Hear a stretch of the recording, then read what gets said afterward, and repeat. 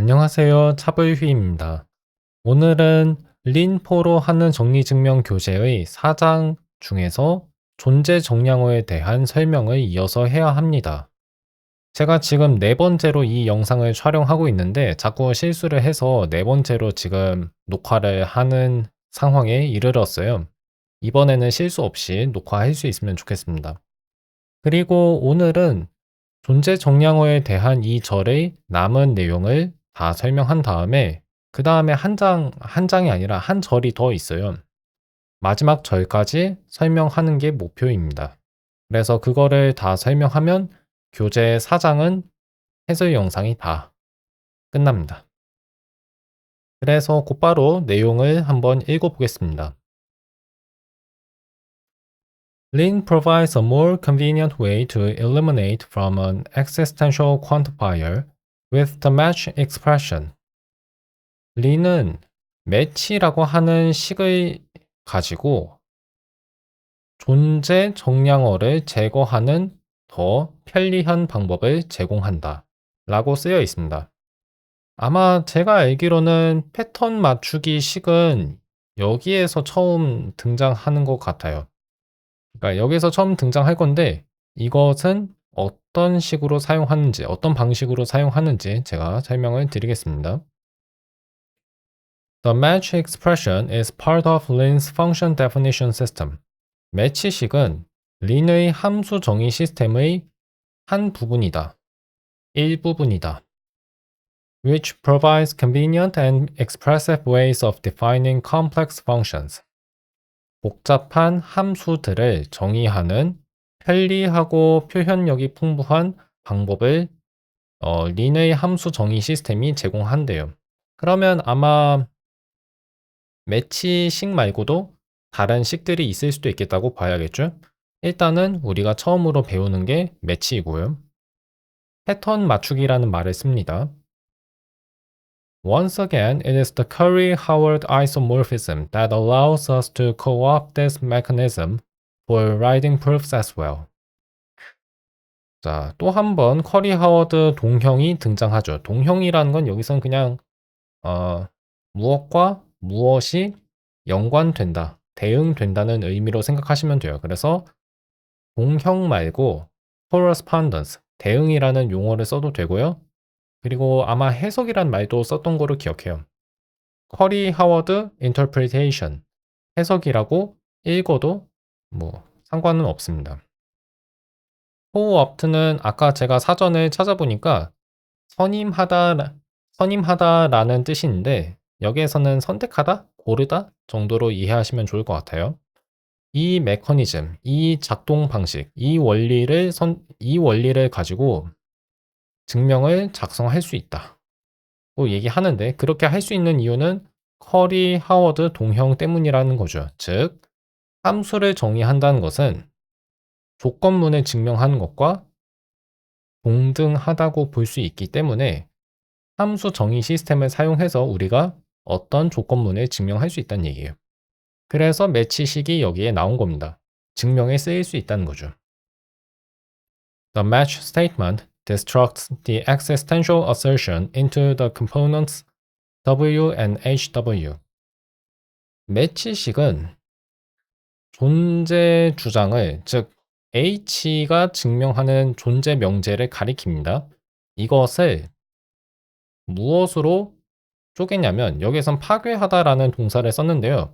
무엇을 파괴해 무엇으로 나눈다고 이해하시면 됩니다. 근데 뭐 어떤 성분들로 나눈 거냐면 W와 HW인 거죠. 각각은 일단 W는 이렇게 생각하시면 돼요.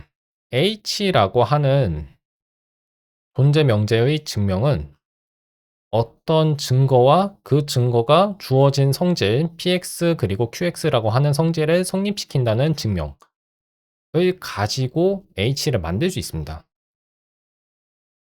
그래서 그 두 성분이 각각 뭔지는 제가 방금 설명했고요. Which can then be used in the body of the statement to prove the proposition. 그 두 성분은 어디에 쓰일 수 있냐면, 자, 매치식 이후에 나오는 진술 또는 문장의 본문에 쓰일 수 있습니다. 그렇게 써서 무엇을 증명했냐면 the proposition. 여기에서는 증명 목표인 명제를 가리켜요. 존재 명제이죠. 이것을 증명하는데 쓰인 거죠. 자, 그러면 매치식이 작동하는 원리가 뭔지 잠깐 설명드려야 하는데요. 아까 제가 얘기를 하다 잠깐 중단했습니다. H라고 하는 게 존재 명제의 증명이죠. 그러면 이 명제에 속하는 항입니다. 근데 그런 항을 만들 수 있는 방법은 오로지 하나밖에 없어요. 왜냐하면 exist라고 하는 존재 명제를 만드는 데 쓰이는 귀납적 유형은 그냥 유형이라고 생각하세요. 이 유형의 구성자는 하나밖에 없도록 정의가 돼 있기 때문이죠. 근데 그 구성자가 곧 뭐냐면 이 존재 정량의 도입 규칙입니다. 존재 명제를 증명하는 방법이죠.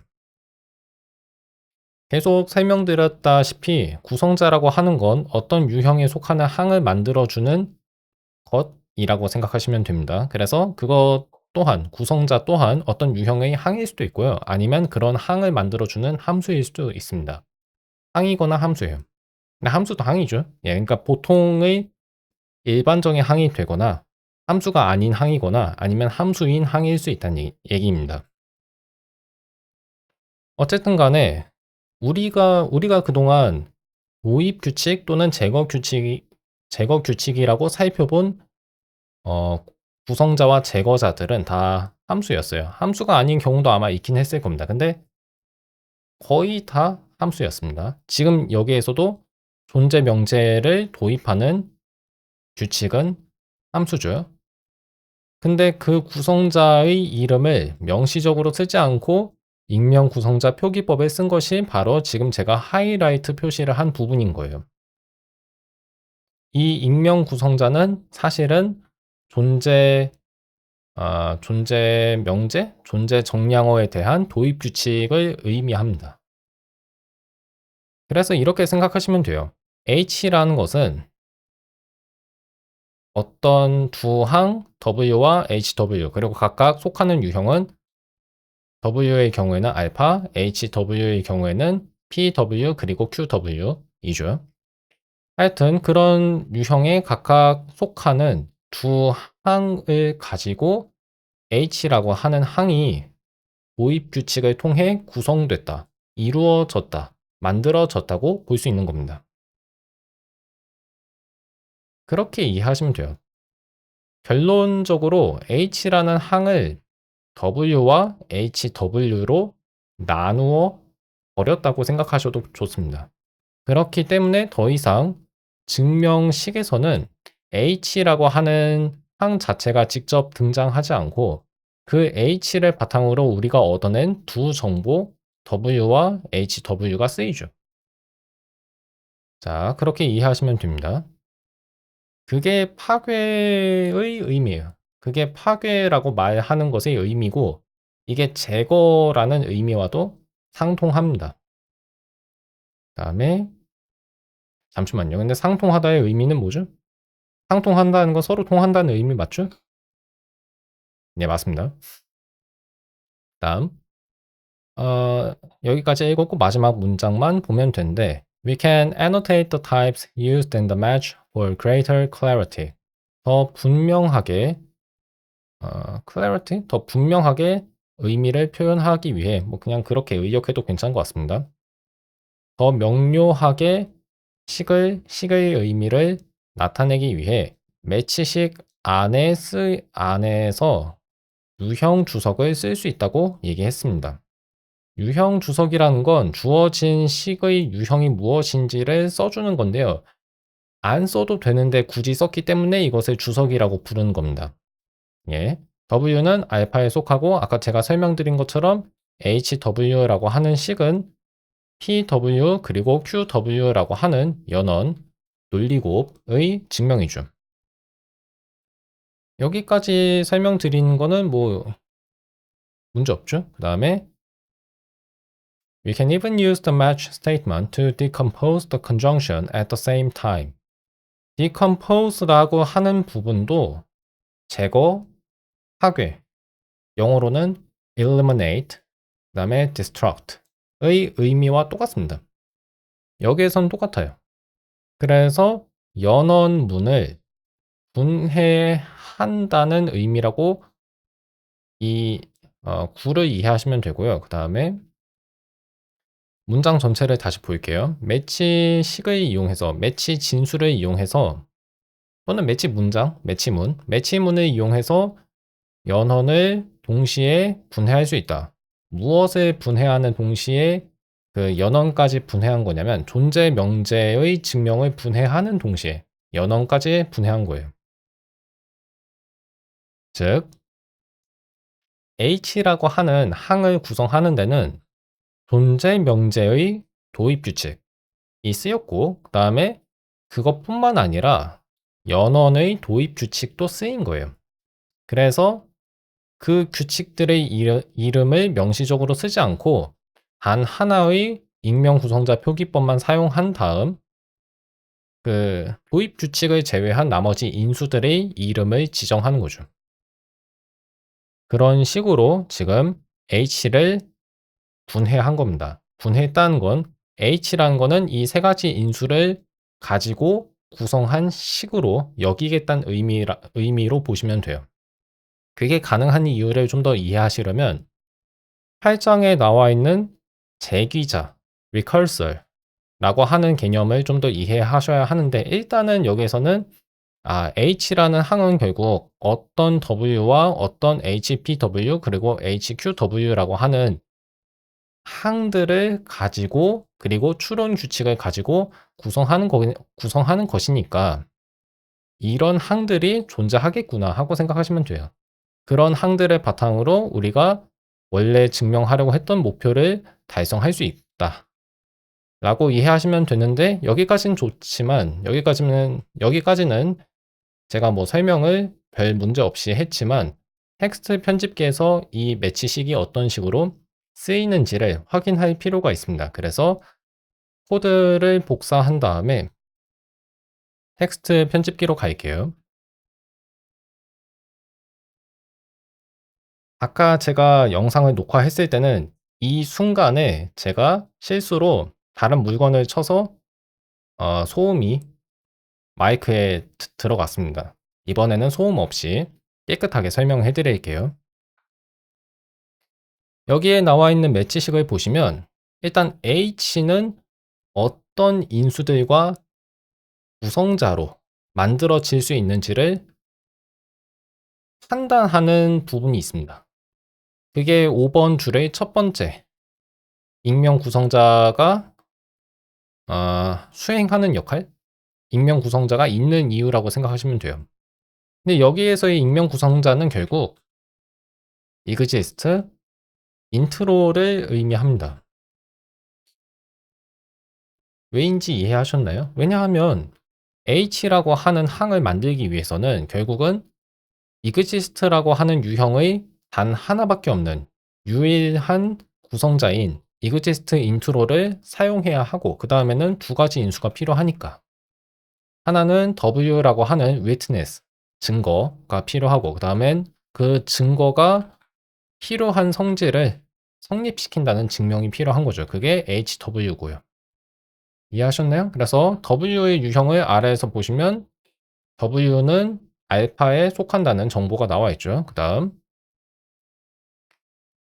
HW에 대한 정보는 근데 또 안 나오네요. 그래서 두 줄짜리 화살표 오른쪽으로 가면 HW가 어떤 유형에 속한지 나오죠. 근데 보시면 익명 함수가 등장하고 익명 함수는 람다 함수예요. 람다 함수가 등장한 다음에 그 함수가 W에 적용이 돼 있습니다. 적용이 됐다는 건 그 입력값에 대한 함수의 함수값을 구하는 식이 여기 나왔다는 얘기예요. 그러니까 함수값식이라는 겁니다. 지금 우리가 보고 있는 식 전체가 어떤 함수값인 거예요.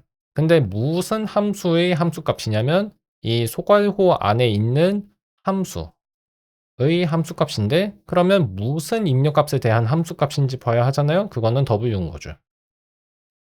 이해하셨나요? 그렇기 때문에 여기에 나와 있는 식은 결국 PW 그리고 QW 라고 하는 식이 됩니다. 왜냐하면 입력값 x가 주어졌을 땐 출력값이 px 그리고 qx잖아요.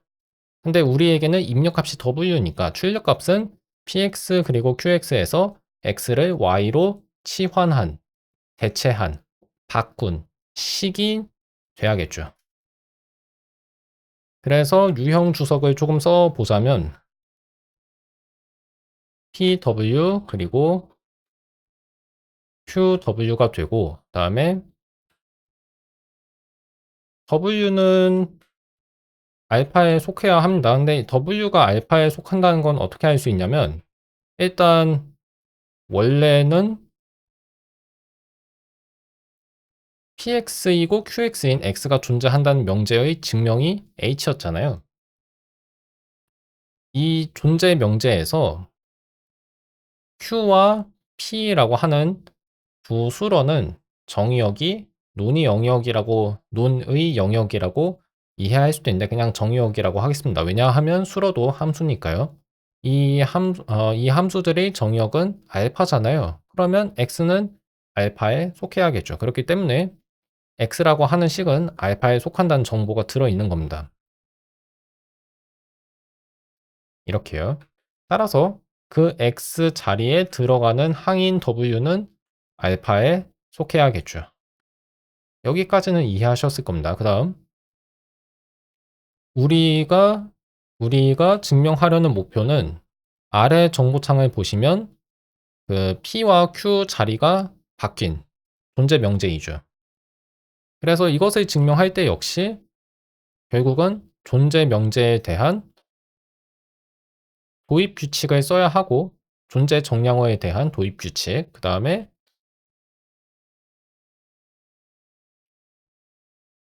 아까 제가 설명드렸던 것 같은데 W라고 하는 증거를 제시한 다음엔 그 W가 Q와 P를 동시에 성립시킨다는 증명도 필요합니다. 근데 이것은 연원문이죠. 연원 문장을 증명하려면 또 한 번 AND의 구성자, 즉 또 하나의 구성자가 필요한데 이번에는 그 구성자는 EXIST에 대한 것이 아니라 AND에 대한 것이죠. 익명 구성자 표기를 썼으니까 이름이 나와 있지 않지만 사실 이것은 AND, 인트로, 그 다음에 쉼표는 삭제한 다음 소괄호 친 식이 되는 겁니다. 이게 원래의 식이에요. AND 인트로가 왜 등장하는지는 알겠죠? 등장하신다고 하면 안 되겠죠. AND 인트로는 높임법의 대상이 아니니까. 하여튼 AND 인트로는 아까 제가 표기한 각진 괄호가 사실 의미하는 바입니다. 익명 구성자가 AND 인트로를 가리켰던 거예요. 연원문도 구성자가 하나밖에 없습니다. 다시 얘기해서 P and Q 꼴의 명제를 증명하는 추론 규칙은, 도입 규칙은 하나밖에 없다는 거 기억해 주세요. 그다음에 뭐 이걸 증명하는 건 어렵지 않죠? 만약 이 내용이 약간 이해가 안 가시면 교재 3장을 복습하셔야 합니다. PW가 참이고 QW가 참이면 QW가 참이고 PW가 참인가? 뭐 참이죠. 그냥 항의 순서만 바뀐 거잖아요. 여기서 제가 얘기하는 항들은 유형도 항이에요. 그렇기 때문에 개별 명제는 유형인데 유형도 항이니까 항이라고 불러도 사실 실수한 건 아닙니다. 약간 헷갈릴 것 같으니까 그냥 명제라고 할게요. 연원을 구성하는 두 명제의 순서가, 자리가 그냥 바뀐 거잖아요. 바뀌었을 뿐이지 두 명제가 동시에 성립한다는 거는 참이니까. 그래서 첫 번째 자리에는 QW의 증명을 써주시고 그 다음에는 PW의 증명을 써주시면 됩니다. 근데 아까 이 내용을 봤죠? 즉 익명 구성자 기호 안에 사실 HPW 그리고 HQW 주변에 각진 괄호를 한 번 더 쳐야 하는데요. 그게 생략된 겁니다. 그래서 이것도 한번 텍스트 편집기에서 볼게요.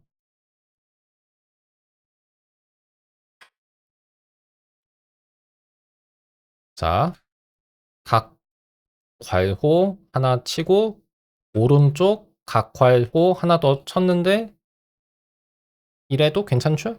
되는 이유가 뭐냐면 안에 있는 각진 괄호는 end intro를 의미하고 그 다음에 바깥에 있는 각진 괄호는 이것은 exist intro를 의미하기 때문입니다. 근데 오른쪽 두 항을 감싸는 각괄호는 생략할 수 있어요. 생략할 수 있기 때문에 각괄호가 한 쌍밖에 안 쓰여 있는 겁니다. 그래서 익명 구성자 기호는 오른쪽으로 결합한다고 말해요. 다음, 그와 마찬가지 방식으로 우리에게 주어진 이 존재 명제를 증명할 때에도 익명 구성자 기호를 한 쌍만 써주시면 됩니다. 그 다음에 W 쓰고 QW의 증명, PW의 증명을 각각 써주시면 돼요. 물론 이때에도 오른쪽 주 증명항 주변에 각진 괄호가 사실 쳐져 있는 건데 그게 생략이 돼 있는 겁니다. 뭐 이 정도까지만 제가 설명드리면 괜찮겠죠? 자, 여기까지 제가 설명했고요. 그 다음 볼게요. let 구문 기억나시나요? let 식은 이거는 2장에서 제가 다룬 거를 기억해요. 교재에서도 2장에 이것에 대한 설명이 나왔는데 let 식은 패턴 맞추기 목적으로 쓸 수 있습니다. 패턴 맞추기가 뭐냐? 지금 매치식에서 한 일이에요. 그러니까 h라고 하는 것은 exist int로 패턴이랑 맞을 것이다. 근데 그 패턴을 맞추려면 이제 세 가지 인수가 필요한 거고요. 그냥 뭐 그 정도로만 저도 설명드릴 수밖에 없겠네요. 근데 패턴 맞추기를 하는데 매치식만이 아니라 렛식을 이용할 수도 있는 겁니다. 매치식을 사용하지 않아도 된다는 거죠. 그래서 저는 이거를 많이 썼던 거로 기억해요. 예. 렛을 이렇게 쓰는 거. 자, 이것도 한번 살펴볼까요? 자, 약간 궁금한 게 있는데 have를 써도 되는지 한번 볼게요. 예, have를 써도 되긴 하는데 그냥 let 쓰죠. have 써도 되고 let 써도 되는데 네, let이 교재에 나와 있으니까 저도 let을 쓰겠습니다. 그러니까 이게 왜 되냐? 이건 그냥 린의 편의상의 기능이라고 생각해 주시면 좋아요. 그냥 이렇게 식을 써도 괜찮게 개발진들이 언어를 잘 만들어 줬다고 생각하시면 됩니다.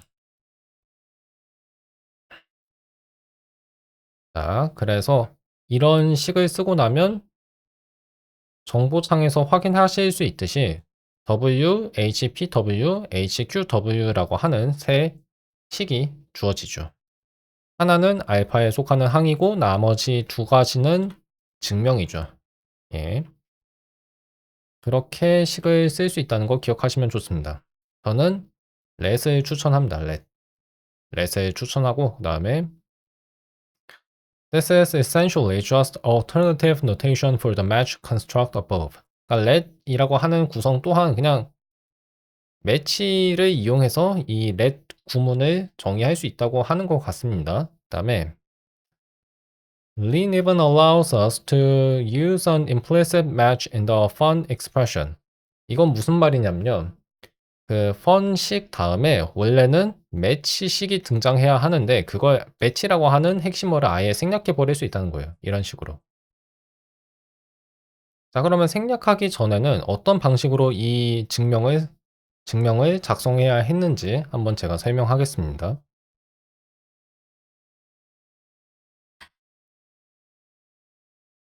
자, 원래는 이렇게 써야 했고, 원래의 식은 아니고요. 지금 암시적인 매치를 사용한 증명은 4번 줄에 나와 있는 거죠. 근데 원래는 어떤 식으로 증명을 해야 하는지 제가 지금 설명하겠습니다.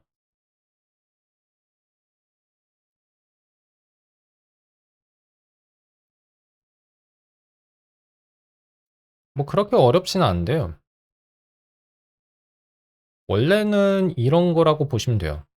h라는 걸 써야 하고 h는 주어진 증명 목표의 가정이라고 보시면 됩니다. 목표가 조건문이니까 조건문의 가정이 참이라는 것으로 증명을 시작해야 하죠. h가 지금 가정의 증명이니까 h가 속하는 유형은 당연히 정보창에 메시지가 안 나오네요. 잠시만요.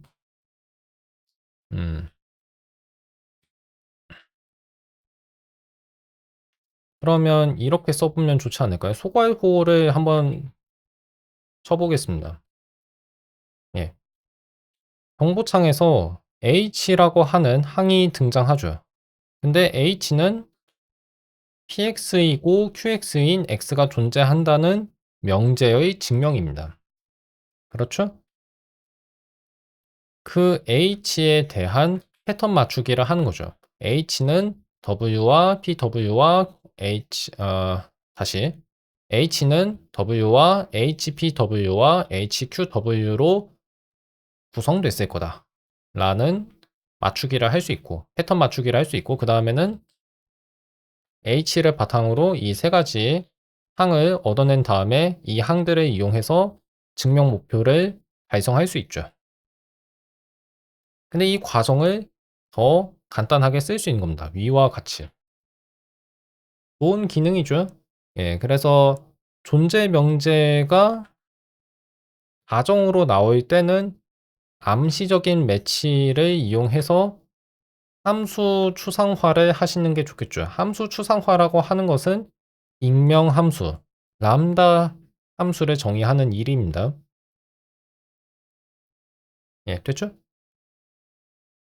다음 We will see in chapter induction and recursion. 이게 8장입니다. 아까 제가 얘기했죠. 8장에서 더 자세하게 이런 매치식들이 어떤 식으로 작동하는지 이해할 수 있을 거라는 점 얘기했고요. All these variations are instances of a more general pattern matching construct. 더 일반적인 패턴 맞추기 구성의 사례들이다. 무엇이 그런 사례들이냐면 let 그리고 match. 그러니까 match식이나 let식이나 다 어떤 더 일반적인 어떤 구성의 사례들인 거예요. 그걸 그 더 일반적인 게 있고요. 그것을 바탕으로 매치식, net 같은 구문을 만들 수 있는 겁니다. 그냥 그렇구나 하고 이해만 해주세요.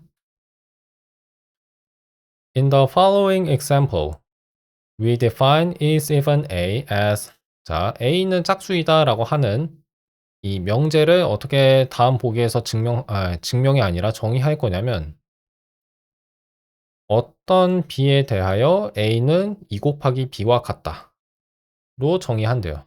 근데 왜 이게 되냐면 a가 짝수이면요. 그리고 아마 a와 b는 자연수겠죠. a가 짝수이면 a는 2의 배수라고 말할 수 있으니까 어떤 자연수 b에 대해서 a는 그 자연수의 2배가 될 거죠.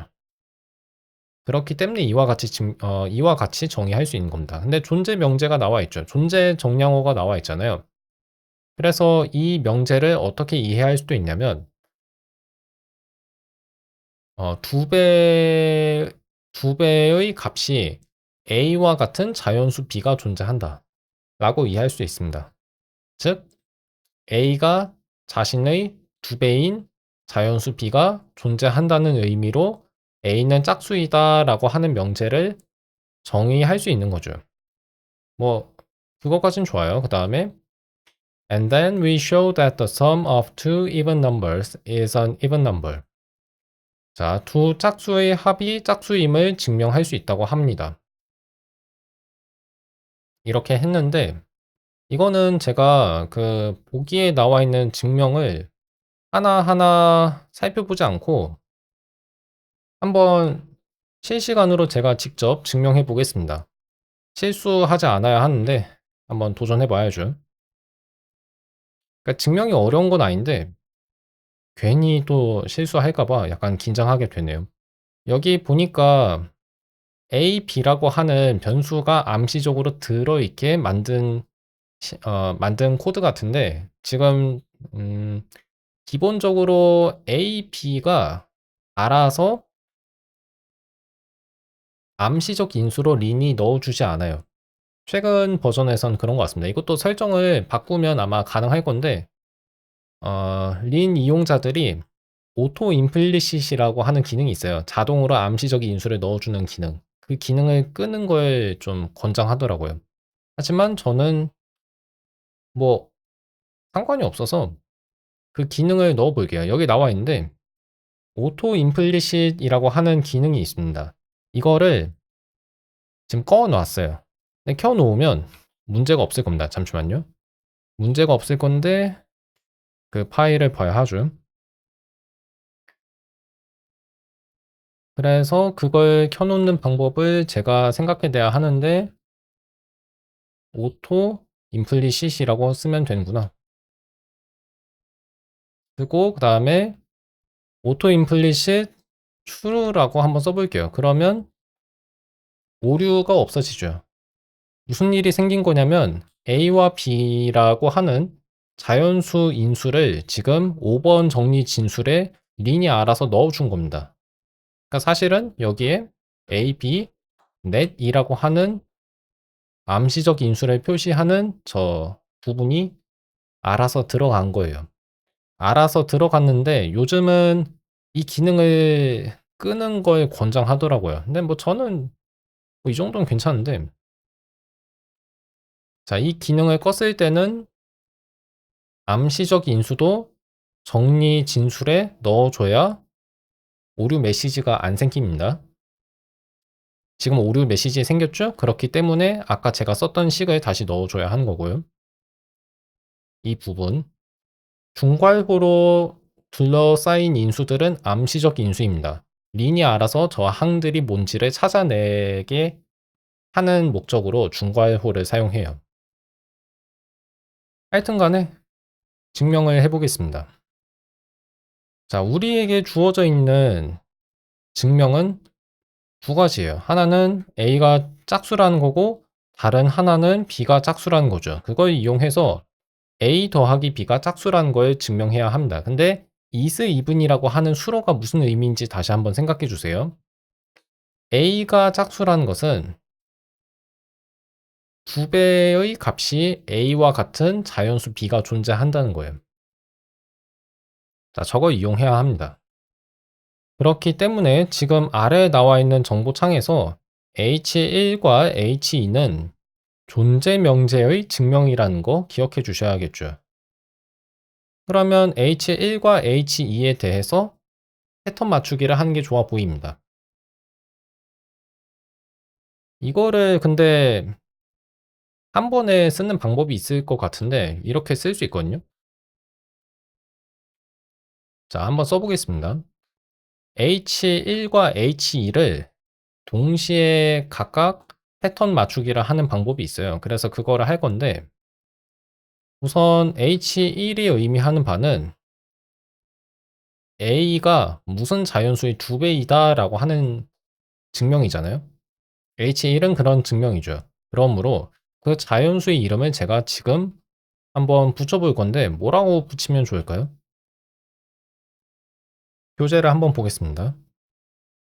W1, W2라고 썼네요. 그 다음에 exist 1임이라고 하는 식을 썼는데 아래 보니까 지금 제가 쓰려고 하는 거랑 비슷한 방식으로 증명을 할 수 있다는 것도 교재에서 설명했죠. 저는 아래에 있는 방식을 쓰겠습니다. 그러면 W1 쓰고 그 다음에 HW1 써주면 되겠죠. 그 다음에 W2, 그 다음에 HW2. 그 다음에 밑줄을 쳐주고요. 지금 이 과정이 무슨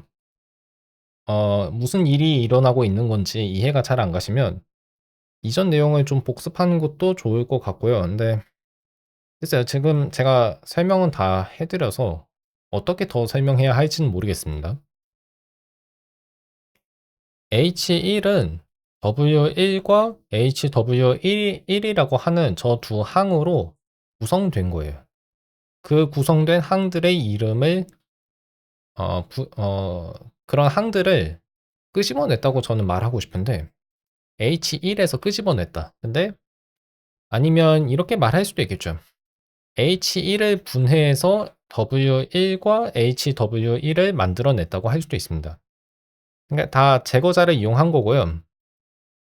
제거자는 결국 존재 제거 규칙 또는 뭐 AND 제거 규칙. AND 같은 경우에는 제거 규칙이 두 가지 있었는데 그와 같은 규칙들을 의미한다고 보시면 됩니다. 하여튼 이 내용을 좀 더 자세하게 이해하시려면 제귀자를 아셔야 돼요. 제귀자는 근데 8장에 나오니까 아직은 완벽하게 이해할 수는 없다는 거 양해해 주시면 좋겠습니다. 어쨌든 간에 H2라고 하는 항도 사실은 W2와 HW2로 구성이 되어 있다고 볼 수 있는 거죠. 자, 그러면 이것들을 이용해서 A 더하기 B가 짝수임을 증명해야 하는데 is even이라고 하는 식이 나오면 이거는 존재 명제입니다. 즉 A 더하기 B가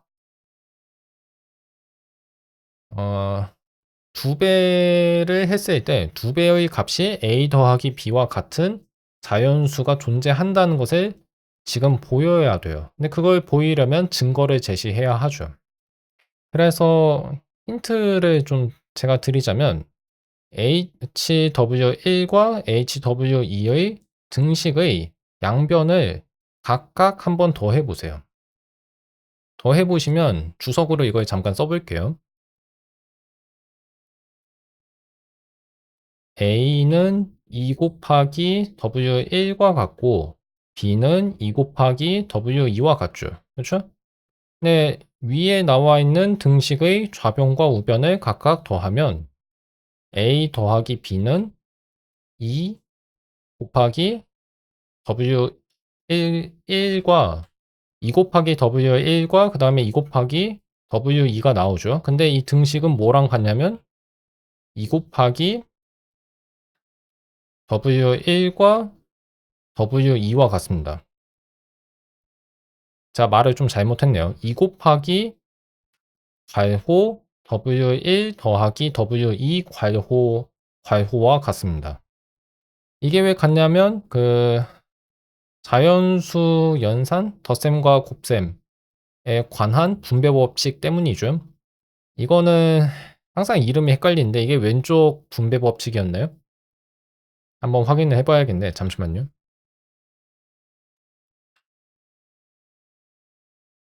예, 왼쪽 분배 법칙입니다. 예, 맞아요. 저거 때문에 성립하죠. 그래서 다시 교재 내용으로 돌아오면 지금 우리가 보고 있는 증명이 이거죠.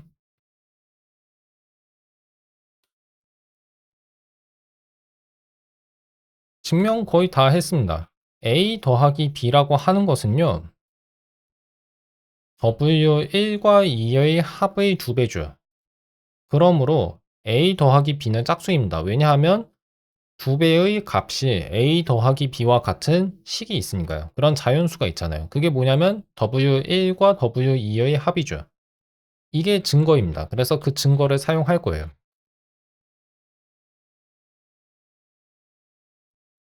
그래서 첫 번째 성분에는 W1 더하기 W2를 쓰고 그 다음에 증명 목표를 아래에서 보시면 A 더하기 B가 2 곱하기 괄호 W1 더하기 W2 괄호라는 것을 보여야 한다는 거에 알 수 있죠. 그래서 이걸 쓸 건데 근데 생각해 보니까 이 식을 쓰는 간단한 방법이 있을지 모르겠습니다. 아까는 보니까 전략을 썼던 것 같은데 저도 전략을 한번 써볼까요? 그다음에 일단 잠깐 소리를 쓰고 그다음에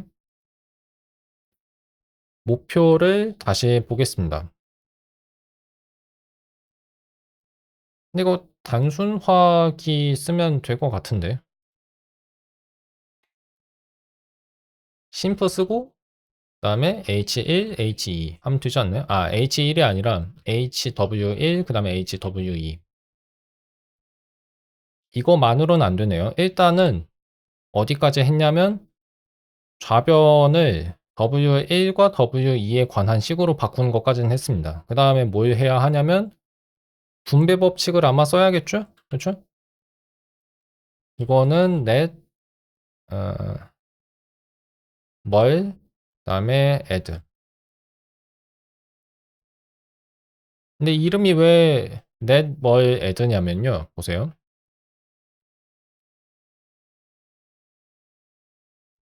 주어진 정리 진술의 증명 목표에 해당하는 등식 중에서 좌변을 봐주세요. 왼쪽을 보시면 곱하기 기호가 먼저 나오죠? 그 다음에 덧셈 기호가 나옵니다. 따라서 뭘 add라고 읽는 거예요. 그래서 이름이 뭘 add고요. 반면에 덧셈 기호가 먼저 나오면 add, 그 다음에 곱하기 기호가 나오니까 이 정리 진술의 이 정리의 이름은 add 머리입니다. 이렇게 기억하시면 좋아요. 뭐 이렇게 증명하면 되는데요. 여기서 뭘 했나? 여기 보니까 여기는 단순화기를 쓴 대신에 재작성을 했죠. 재작성기를 이용해서 증명했습니다. 그러면 단순화기보다는 재작성기가 좀 더 기능이 아마 적을 건데 그냥 저거를 써도 증명할 수 있었다는 얘기네요. 이런 식으로 증명하시면 되는데요. 조금 다른 방식으로 증명할 수도 있죠. 존재 명제의 제거자를 이렇게 하나하나 쓰는 방법이 있습니다. 근데 추천하진 않아요. 다만 이해가 안 가시면 저렇게 한번 쓰시는 걸 추천합니다. 근데 이해가 가시면요. 그냥 아래에 있는 방식대로 쓰세요. 귀찮으니까.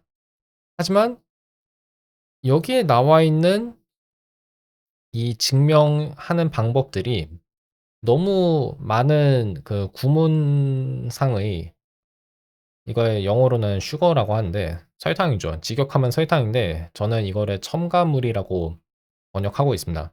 구문상의 첨가물을 이용해서 이 증명식을 작성하는 게 약간 마음에 안 드시고 원래는 이게 어떤 식인지를 좀 더 직접 눈으로 보고 싶으시면 이와 같이 쓰는 방법이 있습니다. 위에 나온 방식대로 쓰셔도 괜찮아요. 근데 이러면 좀 더 시간이 걸리겠죠.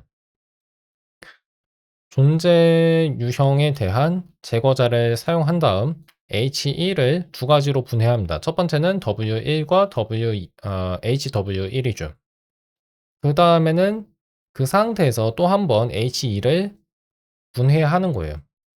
그러니까 두 번째 줄에 나온 exist 1림 바로 앞에 소괄호가 쳐져 있다고 생각하시면 됩니다. 그 다음에 맨 끝 줄에 오른쪽 소괄호를 한 번 더 친 거라고 이 증명항을 생각하시면 돼요. 근데 실질적으로는 그냥 H1과 H2를 각각 동시에 분해했다고 볼 수 있는 거죠. H2는 W2와 HW2로 분해가 됐습니다. 그 다음에 우리가 증명하려고 하는 건 뭐냐면 A 더하기 B가 어떤 자연수의 2배라는 거죠. 그러니까 2배를 계산할 때 그 값이 A 더하기 B가 되는 자연수가 존재함을 보여야 하는데 그러려면 증거가 필요하죠. 그 증거로 W1 더하기 W2를 제시했습니다. 그러면 그 다음에 우리가 보여야 하는 명제는 뭐냐면 A 더하기 B가 W1 더하기 W2의 2배라는 걸 보여야 하는 거예요. 그래서 계산 증명을 써봤네요. 계산 증명 써서 A 더하기 B를 쓰고 그 다음에 A 더하기 B가 원래는 첫 번째 밑줄에 들어가야 하는데 좀 더 식을 보기 좋게 하려고 A 더하기 B를 위에 calc라고 하는 핵심은 바로 오른쪽에 쓰고 그 다음에 A 더하기 B가 들어가야 할 자리는 그냥 밑줄 표시를 한 거라고 보시면 됩니다. 잠시만요. 지금 누가 질문을 하셨어요. 잠깐 질문 한번 확인하겠습니다. 예, 강의 중 질문 허용되나요? 예, 괜찮습니다. 네, 지금 제가 설명하는 내용이랑 상관이 있으면 좋고요. 아니면 뭐 그 다음 방송에서 제가 설명할게요. 답변이 올 때까지 제가 설명은 계속 할게요. A 더하기 B는 2 곱하기 W1이랑 2 곱하기 W2의 합이랑 같다고 증명했죠. 그러니까 첫 번째 식을 썼는데 이 첫 번째 등식이 참이란 건 뒤에 나와 있는 전략을 이용해서 증명한 거죠. 근데 왜 이게 되냐? A를 2 곱하기 W1로 지금 치환했고 그 다음에 B는 2 곱하기 W2로 치환했으니까 그런 거죠. 그쵸? A는 2 곱하기 W1이랑 같고 B는 2 곱하기 W2랑 같으니까 3이겠죠. 그거를 제작성기를 이용해서 증명하신 겁니다. 증명하신 거가 아니라 증명한 겁니다. 그 다음에 자연수 연산에 대한 분배 법칙을 사용해서 그러니까 덧셈과 곱셈에 대한 분배 법칙을 이용해서 W1과 W2를 먼저 더한 다음에 그것을 2배 한 거죠. 이거는 왼쪽 분배 법칙이었고 그래서 net, mul, add를 이용해서 위에 있는 식이 아래에 있는 식과 같다는 걸 증명한 겁니다. 여기까지 했죠. 그 다음에 이 문장은 그냥 읽기만 하고 다음 문단으로 넘어갈게요. 그 다음에 린 관련한 질문을 한다면 제작한 린 강의를 다 보고 배경 지식을 쌓은 다음 질문하신 것을 선호하시나요? 뭐 그냥 바로 질문하셔도 괜찮을 것 같아요. 근데 결국 이게 그런 거죠. 질문을 하기 위해서 배경 지식이 어느 정도 갖춰져야 하는 거죠. 네, 뭐 그냥 질문하셔도 괜찮아요. 린이랑 상관이 있으면요. 지금 방송에서는요. 그냥 뭐 지금 질문하셔도 괜찮습니다. 어쨌든 간에 제가 오늘 사장 내용을 끝까지 다 읽을 거여서 조금만 기다려 주시면 이따가 더 자유롭게 대화할 수 있을 거예요. 그렇고 자, 읽기로 한 문장 다시 보겠습니다. Using the various gadgets described in this chapter. 이 장에 나와 있는 여러 가지 gadget은 글쎄요. 도구라고 번역하면 좋지 않을까요? 이걸 뭐라고 번역해야 할까? gadget. 예, 도구, 장치. 여러 가지 장치들을 이용해서 뭐 매치식이라든가 익명 구성자라든가 다시 쓰기 전략이라든가 하는 도구들이 있죠. 이런 것들을 이용해서 제가 아까 텍스트 편집기에서 보여드린 것처럼 증명을 간단하게 쓸 수 있습니다. Just as the constructive or is stronger than the classical or. 이 얘기가 약간 이해가 잘 안 가실 수 있어요. 구성적인 또는은 여기에서 논리합을 의미합니다. 선언이요, 선언. 선언은 declaration을 의미한 게 아니라 둘 중 하나를 골라도 참이 된다는 문장을 의미한다고 제가 여러 번 설명했어요. 근데 그것은 고전 논리에서의 논리합보다 강하다. 여기서 강하다는 건 무슨 뜻이냐면 이걸 설명하기가 약간 어려운데 구성적인 의미에서의 논리합은 예를 들어서 P 또는 Q이다라고 하는 식이 주어져 있을 때 P와 Q 중 적어도 하나는 참이 된다는 얘기잖아요. 근데 구체적으로 뭐가 참인지를 구성적인 논리합에서는 알려줍니다. 그와 반대로 고전 논리에서의 논리합은 P와 Q라고 하는 두 명제가 연결된 논리합이 있을 때 둘 중 뭐가 참인지는 안 알려줘요. 하지만 둘 중 적어도 하나는 참이라는 정보만 알려줍니다. 그래서 앞에 것의 차이는 뭐냐면 앞에 것과 뒤에 것의 차이는 뭐냐면 앞에 것은 둘 중 뭔가는 참인데 뭐가 참인지도 알려주고요. 뒤에 것은 둘 중 적어도 하나는 참이다. 거기까지만 알려줘요. 그렇기 때문에 앞에 것이 더 강하다고 말하는데 그 이유는 뭐냐면 앞에 것이 참이면 뒤에 것은 자동으로 참이 되기 때문입니다. 하지만 그 반대로 고전 논리적인 논리합이 참이라고 해서 구성주의 관점에서의 논리합 또 참이라고 할 수 있긴 한데 근데 고전 논리에서의 그 논리합은 구성주의에서의 논리합보다는 담고 있는 정보량이 적다고 볼 수 있는 거예요. 그러니까 둘 중 뭔가가 참이라고는 얘기했지만 뭐가 참인지는 안 알려주잖아요. 뒤에 있는 건. 자, 여기까지 제가 설명했고요. 그 다음에 질문을 한번 읽어보겠습니다. 논리를 다룬다면 결정 트리 같은 개념도 린에서 다룰 수 있나요? 결정 트리가 뭔지 저는 모르는데 다룰 수 있을 겁니다. 그러니까 정의할 수 있을 거예요. 그러니까 다룰 수 있을 거예요. 근데 그거를 정의해야 돼요. 근데 확실하게 제가 답할 수 있습니다. 다룰 수 있어요. 그 다음에 So too is the constructive exists stronger than the classical exist. 자, 논리합과 마찬가지로 구성적인 존재함, 구성적인 존재한다라고 하는 진술과 고전적인 존재한다라는 진술 중에서 앞에 것이 더 강하다고 얘기합니다. 여기서는 이렇게 이해하시면 돼요. 어떤 성질을 성립시키는 무언가가 존재한다는 진술이 있을 때, 그런 명제가 있을 때 구성 논리에서는 그게 뭔지도 알려줘요. 그러니까 그런 성질을 성립시키는 것이 구체적으로 뭔지 증거까지 알려줍니다. 근데 고전 논리에서는 뭔가가 있다는 것까지는 알려주는데 그게 뭔지는 안 알려줘요.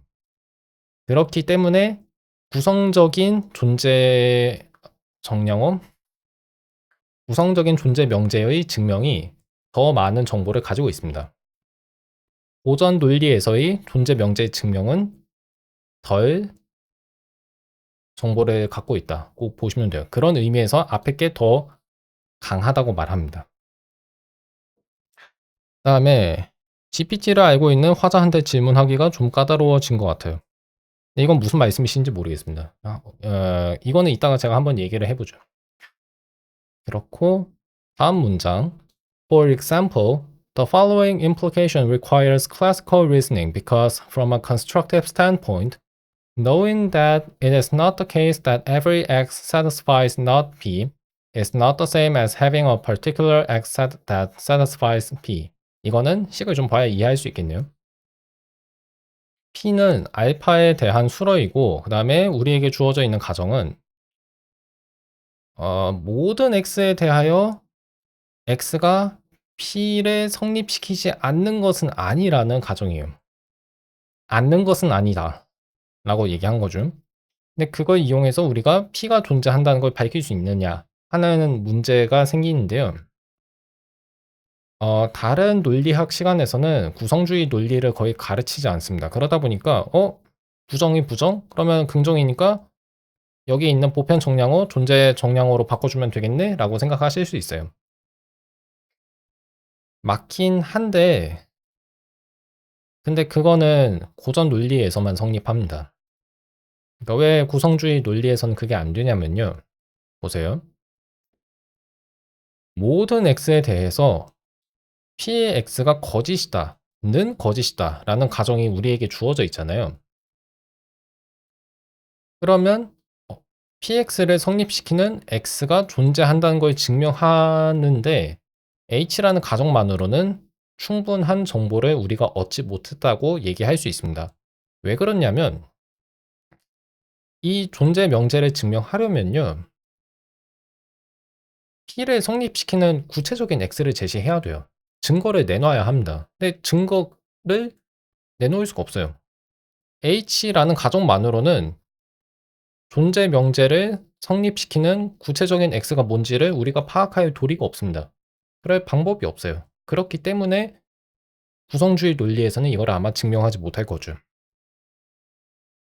그래서 고전 논리에서만 쓰이는 공리들이 필요한 거고요. 공리, 참이라고 여겨지는 것들. by contradiction을 썼는데 아마 제 기억으로는 이게 뭐였는지 약간 기억이 안 나는데요. 왜냐하면 제가 저거를 직접 쓰는 일이 거의 없어서 그래서 그 정의를 좀 봐야겠는데요. 잠시만요. 다음 여기도 보니까 알파라고 하는 변수는 암시적으로 넣었는데 근데 이제는 이런 식으로 쓰면 안 좋고요. 알파도 명시적으로 좀 써주는 게 좋습니다. 다만 알파를 명시적 인수로 꼭 만들어야 할 필요는 없고요. 알파가 무엇인지에 대한 정보를 이 줄에 좀 넣어 달라는 얘기입니다. 그리고 잠깐 채팅을 좀 읽어보면 잠시만요.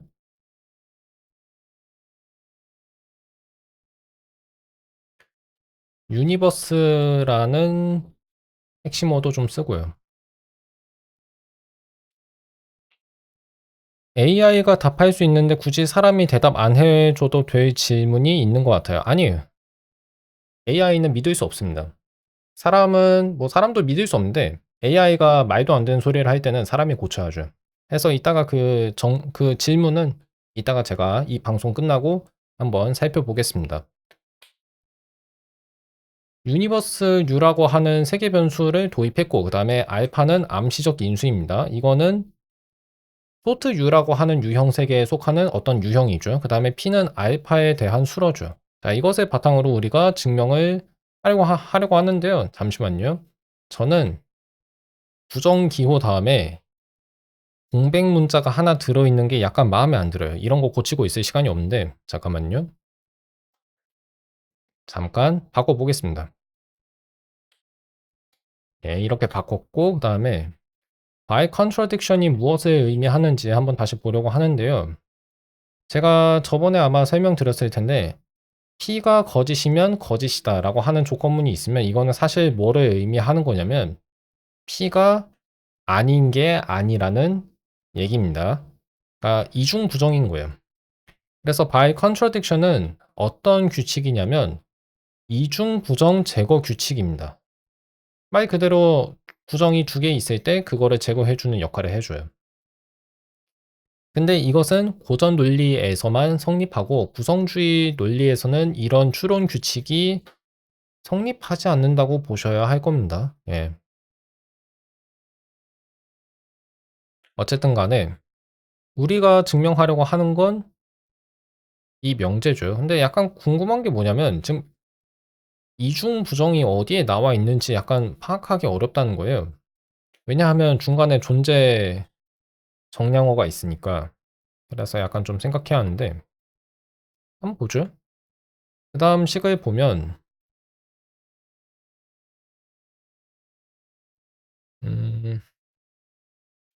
by contradiction을 다시 봐야 하나? P를 증명하기 위해서 P가 거짓이면 거짓임을 보여야 한다. 아, 알겠습니다. 그러니까 PX인 X가 존재한다는 걸 증명하기 위해서 만약 PX가 존재하지 않는다면 모순이 발생한다는 걸 보이겠다는 거예요. 즉 우리가 여기서 보이고 싶은 게 뭐냐면 이중 부정 명제를 보이겠다는 겁니다.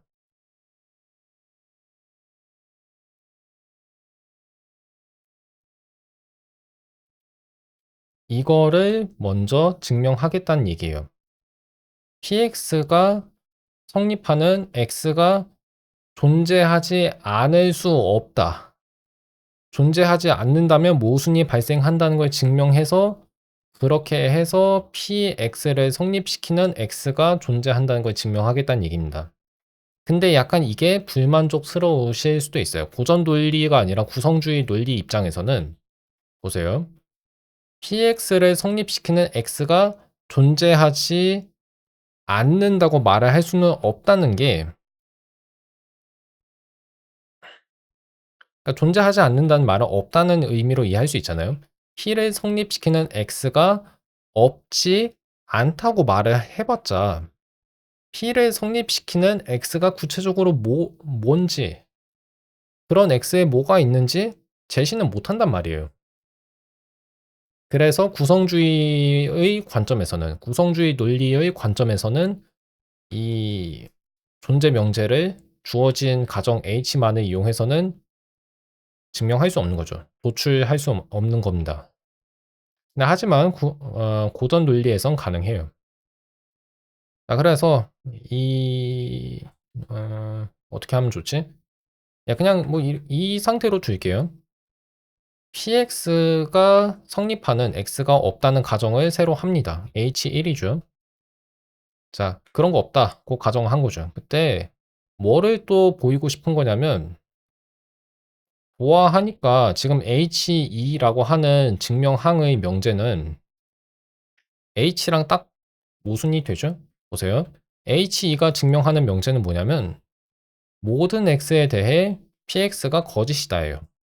근데 H라고 하는 가정이 의미하는 바는 뭐냐면 모든 X에 대해 PX가 거짓이지 않다라고 얘기했어요. 그러면 H라고 하는 것과 H2가 말하는 바가 각각의 증명하는 명제가 양립할 수가 없어요. 둘이 동시에 참일 수 없습니다.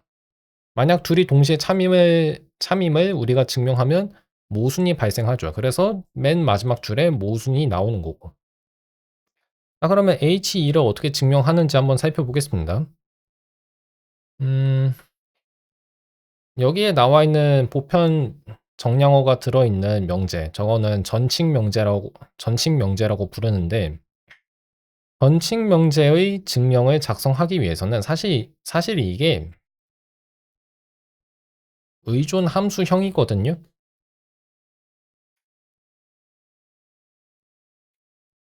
그러니까 앞에서 보신 전칙명제는 린에서는 그저 의존 함수 유형입니다. 그러므로 이런 함수 유형의 항을 만들기 위해서는, 그리고 그런 항은 함수예요. 그런 개별 함수를 만들기 위해서는 함수 추상화를 해야 하고, 그거는 람다 함수라고 보통 일컫는 함수식을 만드는 과정입니다. 그렇기 때문에 그래서 펀이라는 핵심어를 써서 이거 람다라고 바꿔도 돼요. 그러니까 람다나 펀이나 똑같습니다. 펀이라고 하는 핵심어를 이용해서 함수를 정의하는 거예요. 자, 그럼 정의해 볼까요? 자, x를 먼저 도입했고, 왜냐하면 맨 처음에 나오는 인수가 x니까. 근데 조심하셔야 하는 게 x 말고 y라는 인수 이름을 써도 괜찮습니다. 뒤에 나오는 이 x들을 y로 바꿔주기만 하면 돼요. 그러니까 이름이 중요한 건 아닌데 어쨌든 간에 처음에 나오는 인수의 유형과 같은 유형인 알파에 속하는 어떤 인수를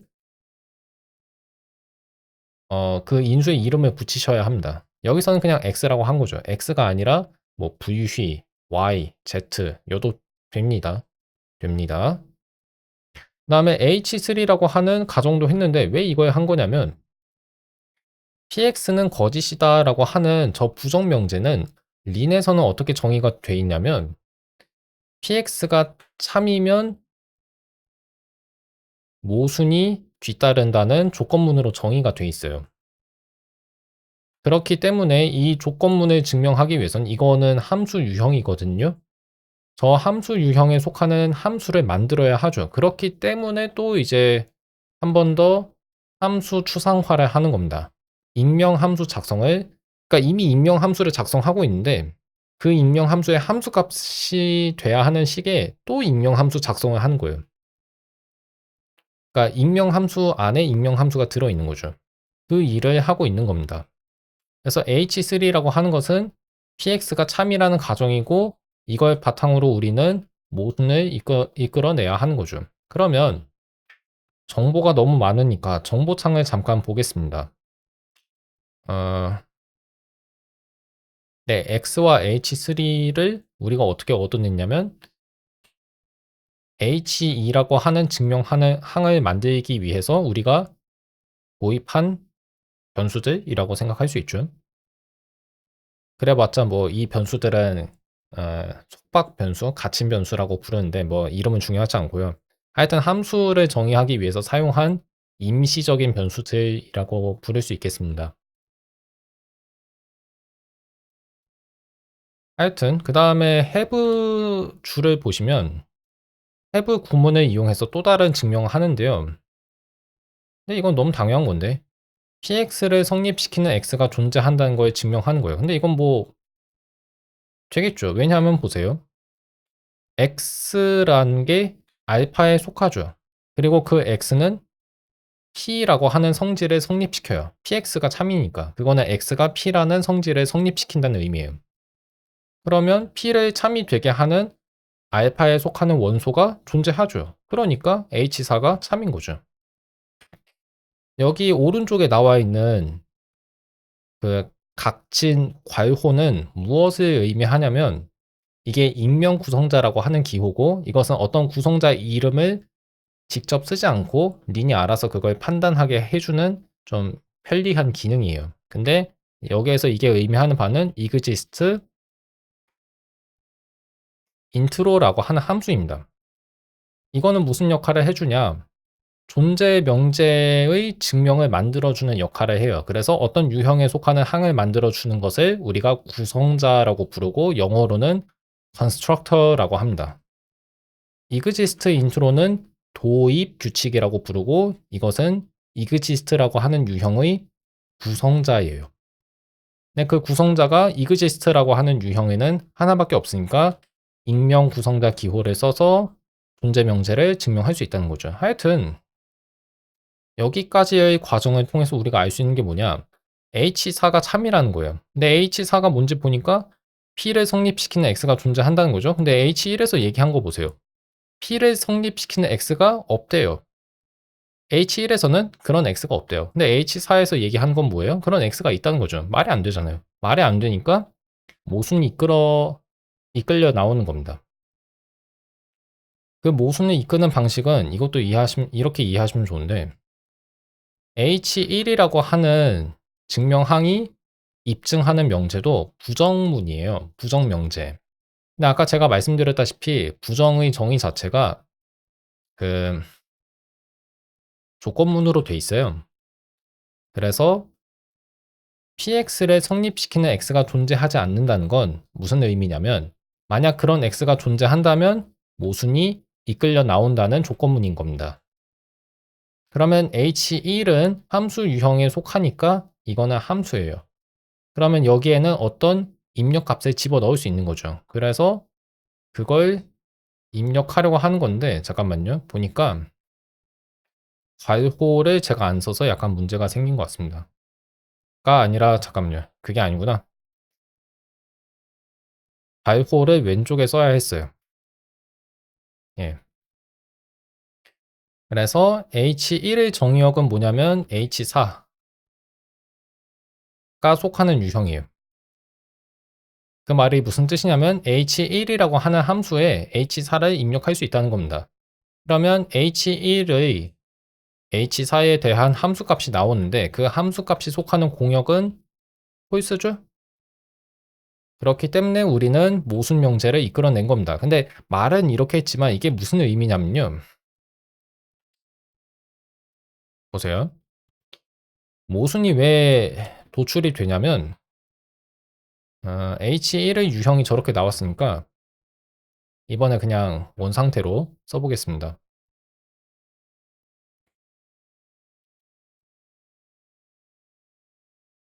보세요. 아까 제가 설명드렸다시피 H1은 무슨 의미냐면 P를 성립시키는 X가 없다는 의미예요.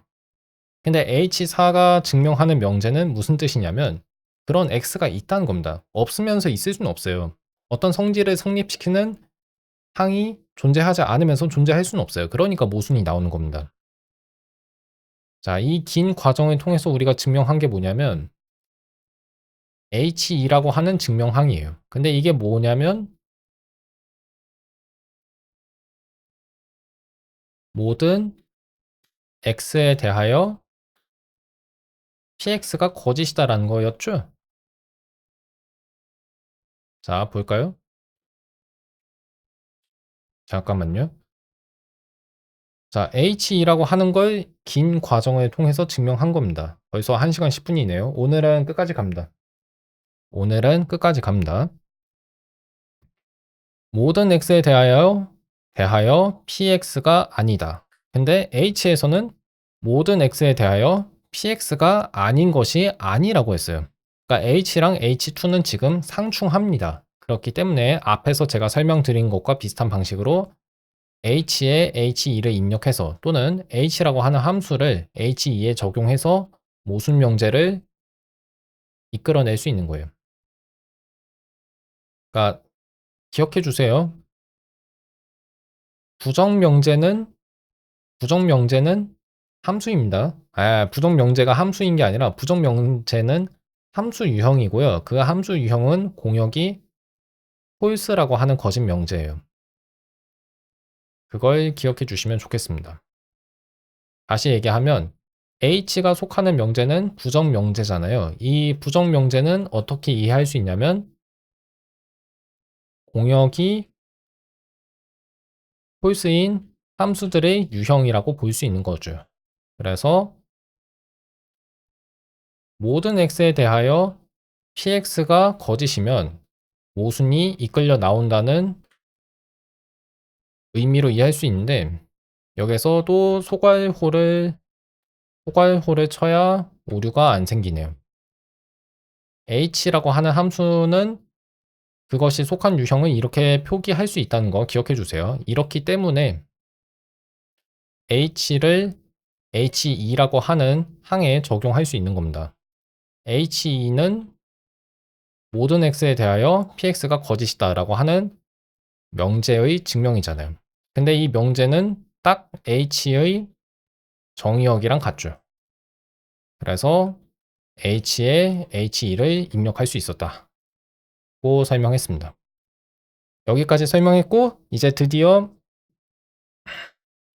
존재 정량어에 대한 설명은 끝나요. 그래서 마지막 문단을 읽어보겠습니다. 그러니까 이 절의 마지막 문단. What follows are some common identities involving the existential quantifier. 아래에 나와 있는 것들이 뭐냐면 통상적인 항등식이라고 번역할 수 있긴 한데 항상 참인 명제들이에요. 그래서 이거는 뭐라고 번역하는 게 좋냐면 항진 명제라는 말이 있습니다. 항상 참인 명제, 참 진짜를 써서 항진 명제들이 있는데 근데 이 항진 명제들에는 존재 정량어가 포함되어 있죠. 존재 양화사가 들어 있습니다. 아래에 있는 연습 문제에서 우리는 당신에게 최대한 많은 이 보기를 증명할 것을 권한다고 했어요. 다 풀어야죠. 예, 다 풀어야 합니다. We also leave it to you to determine which are non-constructive. 자, 약간 어려운데 무엇이 구성주의 논리만을 가지고 증명할 수 있고 무엇은 구성주의 논리만으로는 증명할 수 없는지, 그래서 비구성적인지. 여기에서의 비구성적이라는 건 고전 논리 얘기하는 거죠. 무엇은 고전 논리의 공리를 필요로 하는지 파악하란 얘기입니다. And hence require some form of classical reasoning. 어떤 보기가 비구성적이어서 고전적인 추리를 어떤 형태의 고전 추리를 요구하는지 알아서 찾으란 얘기예요. 그러니까 뭐가 그런 고전적인 추리를 필요로 하는지는 안 알려줬죠. 직접 알아내셔야 합니다. 이게 연습 문제예요. Notice that the second example and the last two examples require the assumptions are 위에 있는 문단이 마지막이 아니네요. Require the assumption that there is at least one element A of type alpha. 두 번째 보기에는 알파라고 하는 유형에 적어도 어떤 항이 있다는 걸 보였죠. 그 다음에 마지막 두 가지 보기에도 알파라고 하는 유형에 어떤 항이 있다는 걸 보였습니다. 이게 무슨 뜻이냐면 저 유형이 비어 있으면 안 된다는 얘기예요. 저 유형 안에 들어있는 항이 적어도 하나는 있어야 한다는 얘기입니다. 그래서 저런 A라고 하는 항을 추가해 준 거예요. 그 다음에 좀 어려운 보기의 증명을 직접 그냥 보여줬네요. 연습 문제 풀이 중 두 가지는 그냥 여기에 나와 있습니다. 자, 됐고, 그 다음에 이거 빨리 읽어볼게요. 여기까지만 읽으면 사장 해설 영상이 드디어 끝납니다. 그렇기 때문에 오늘은 1시간을 훌쩍 넘었지만 조금만 더 하면 되니까 읽어보겠습니다. 자, 증명 언어에 대한 추가 설명. We have seen that keywords like fun, have, and show make it possible to write formal proof terms that mirror the structure of informal mathematical proofs. fun, have, show 같은 핵심어들은 형식 증명항을 비형식적인, 그러니까 우리가 흔하게 수학과 수업이나 뭐 공대 수업에서 볼 수 있는 수학 증명과 같은 방식의 증명들을 얘기해요. 비형식적인 수학 증명의 구조를 반영하는 방식으로 형식 증명항을 작성할 수 있는 건 뭐 덕분이냐면 fun, have, show 같은 핵심어들 덕분이란 얘기입니다.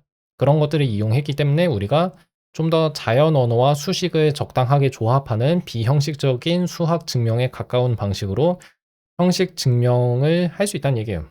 형식 증명항을 그렇게 작성할 수 있다는 얘기죠. In this section, we discuss some additional features of the proof language that are often convenient.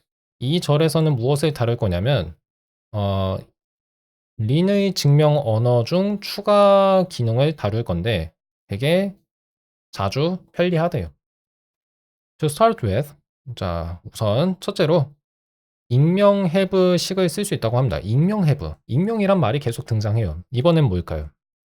보조 목표를 레이블 없이, 그러니까 꼬리표를 달지 않고 이름표를 달지 않고 그냥 have식을 쓸 수 있다는 얘기입니다. We can refer to the last expression introduced in this way using the keyword this. 마지막 익명 have식은 무엇으로 언급할 수 있냐면 this로 언급할 수 있어요. 즉 무슨 뜻이냐? f가 자연수에서 자연수의 다시 f가 자연수 유형에서 자연수 유형으로의 함수이고 h라고 하는 가정은 모든 자연수 x에 대하여 fx가 fx 더하기 1보다 작거나 둘이 같다는 가정이에요. 그러면 이런 함수, 근데 이 함수는 정의역이 자연수 유형이기 때문에 이거 수열이에요. 수열인데 물론 치역도 자연수 유형이고 치역이 아니라 뭐 치역이라 해도 되려나? 아니다. 치역이 아니라 공역. 공역도 자연수 유형이고 하여튼 이거 F는 이 F는 수열입니다. 수열인데 다음 항이 이전 항보다 그 값이 크거나 둘이 같은 거예요. 그래서 이런 거를 단조 증가라고 하지 않나요? 약간 헷갈렸는데 단조 증가라고 말하는 것 같습니다. 조금 헷갈리는데 얘 둘이 같을 수도 있잖아요. 이전 항이랑 다음 항의 값이 같을 수도 있으니까 이 f라고 하는 함수는 단조 증가 수열이라고 부를 수 있을 거예요. 네, 뭐 그것까지는 알겠습니다. f0은 f3보다 작거나 둘이 같다는 걸 증명해라. 그래서 처음엔 f0이 f1보다 같다는 걸 이 h라고 하는 가정에 0을 집어넣어서 증명했죠. 이게 뭐냐면 x 자리에 0을 넣은 거예요. 그래서 뒤에 나온 명제에서 x를 0으로 치환한 개별 명제의 증명을 h가 만들어 줍니다. 그냥 이 정도로만 설명할게요. 왜냐하면 제가 그 보편 정량어의 도입 규칙과 제거 규칙에 대한 설명도 이전 영상에서 여러 번 했으니까 그냥 이 정도로만 설명하고 넘어가겠습니다. 그다음에 f0이 f2보다 작거나 둘이 같다는 건 어떻게 증명했는가? this라고 하는 식이 나와 있죠. 그럼 this가 가리키는 게 뭐라고요? 그 전에 있는 익명 have식 중에서 가장 마지막에 나온 익명 have식을 의미합니다. 근데 두 번째 have 앞에 있는 have식은 사실 뭐 그냥 하나밖에 없으니까 이거 얘기하는 거죠. 첫 번째 have를 얘기합니다. this가 그래서 증명하는 건 f0이 f1보다 작거나 둘이 같다는 거고, 그 다음에 h1은 무슨 증명일까요? h1은 x 자리에 1을 대입한 결과인 명제의 증명이죠. 그래서 왜냐하면 모든 x에 대하여 fx가 fx 더하기 1보다 작거나 같다고 했잖아요. 그러면 x가 1인 경우에도 이 식은 성립해야 합니다. 이 부등식은 성립해야 하죠. 그러니까 f1은 f2보다 작겠죠. 아니면 둘이 같거나. 이 그 두 부등식, this가 가리키는 부등식과 그다음에 제가 방금 얘기한 부등식을 자연수의 부등식에 관한 추이성을 이용해서 f0은 f1보다 작거나 같다. f1은 f2보다 작거나 같다. 따라서 f0은 f2보다 작거나 같다. 라는 사실을 증명한 겁니다. 자, 그 다음엔 여기에도 this가 나오죠. 근데 이번의 this는 앞에서의 this와 같은 명제의 증명이 아닙니다. 이번에는 두 번째 have, 두 번째 익명 have 식의 두 번째 익명 have 식에 나와 있는 명제의 증명을 this가 가리키는 거예요. 근데 저는 약간 이런 스타일을 좋아하지 않아요. 왜냐하면 this의 의미가 바뀐 것 같잖아요. 그렇죠? 그래서 이런 식으로 증명을 쓰는 건 별로 안 좋아합니다. 만약 have 식이 여러 번 나오면 저라면 그냥 그 각각의 증명항의 이름을 계속 그냥 어, 익명으로 처리하지 않고 이름을 붙였을 거예요. 네, 뭐 그건 저고 여기에선 지금 이해를 위해서 이렇게 써 본 거죠. 하여튼 그 다음에 나온 디스는 F0은 F2 이하라는 부등식의 증명인 겁니다. 그 이전이 아니라요. 그다음에 H2는 뭘까요? F2가 F3보다 작거나 둘이 같다는 증명이겠죠. 앞에서와 비슷한 방식으로 그 부등식, 자연수 부등식에 대한 추이성을 이용해서 F0은 F3보다 작거나 둘이 같다는 걸 증명한 겁니다. 0, 2, 3, 0, 3. 그러니까 0은 F0은 F2 이하이다. F2는 F3 이하이다. 따라서 F0은 F3 이하이다. Often proofs move from one fact to the next. 보통 증명은 한 사실에서 다음 사실로 이동한다. 이게 무슨 말인지 모르겠는데 So this can be effective in eliminating the clutter of lots of labels. 이게 뭔 말이냐면요.